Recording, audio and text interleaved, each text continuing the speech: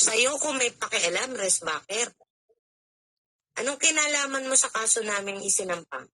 Hindi mo nga nakita kahit hibla ng papel? Pakialaman mo yung mga kasong isinasampa mo. Mahiya ka. Ito lang, Daddy, sasabihan ko lang to, ha? Ikaw, Resbacker, ikaw ang gumawa nung kaso nung girlfriend ng Big Brother. Kung hindi ka tanga, kung hindi ka bobo, hindi sana na-dismiss yung kaso na yon. Diba? May probable ko sana yung kaso na yun kung hindi dahil sa katangahan mo. Maling-mali ang mga ebidensyang ikinalap nyo at prinisinta nyo. Mahilig kang gumawa ng mga kaso-kaso, puro naman katangahan ang ginagawa mo. Ano nangyari sa kaso ni Daddy David? Ikaw ang dapat sisihin doon. Magpapasa ka ng ebidensya, video clip. Huwag na natin pag-usapan yan, Johan.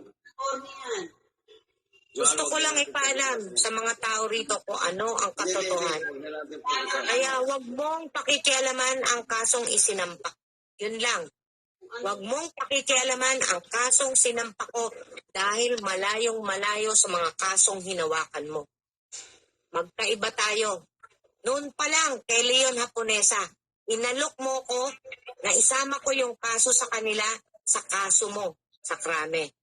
Pero nag-iba ko ng landas dahil nasa krami ka, pumunta ako sa NBI.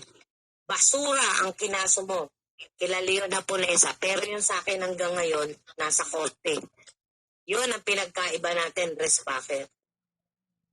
Sorry, pero kailangan ko sabihin yung totoo dito, Daddy David. Alam kong anakan mo yan, masasaktan ka kung ano sasabihin ko. Nagpapakatotoo lang ako dito.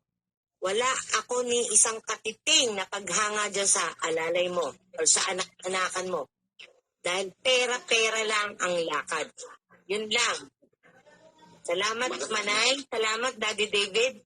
Nasabi ko yung gusto kong sabihin. Lasapin mong lahat ng sinabi ko, Resbacker. Dahil yan ang totoo.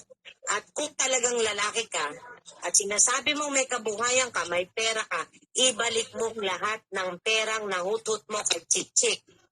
Dahil yung huling kasama ka namin na nakasakay sa kotse namin, doon ka namin hinatid sa sugalan sa kasino. 3 araw ka doon na mukhang tanga, walang pantaya. Okay? Nasabi ko na lahat, Daddy David. Salamat.